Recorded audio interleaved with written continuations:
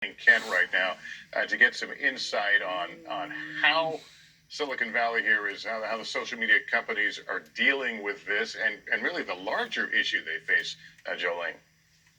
You know what's interesting, Lester, is I was just looking at a tweet from the Apple CEO, Tim Cook, and he's saying people who are responsible really ought to be held to account. There's a lot of critics out there of social media giants, not including Apple, saying that Facebook, Twitter, YouTube, Instagram are partially responsible for allowing this kind of violence to be planned, to be seeded, and then blossoming on their social media platforms for so long. You have Mark Zuckerberg tonight putting it into words in an internal memo that we have confirmed here at NBC News, and he's calling it mob violence, saying that they're trying to implement additional measures to keep people safe.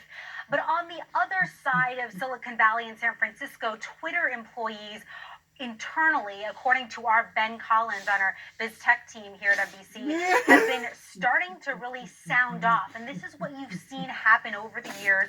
Other people speaking out to myself and our teammates about how they feel negatively about the power of social media when it comes to conspiracy theories, allowing militia groups to grow, things like that. And so we're hearing from internal current Twitter employees on their internal Slack channel saying things like, I don't think fomenting coups is a fairly bright line to draw. Other people say, I've been part of he's the president, we can't deactivate him crowd for 4 years now.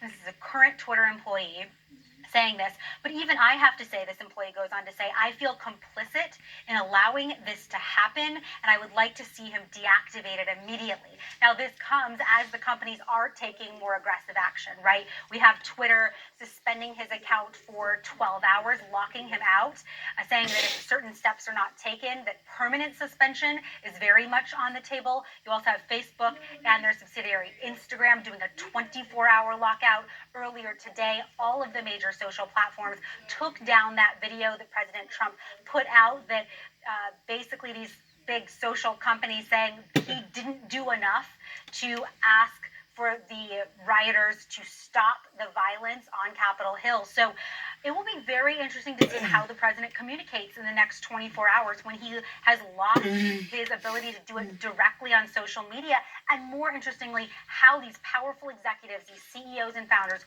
respond to this and what they learn from it going forward, Lester. All right, Jolene Kent walking us through all that. Thank you.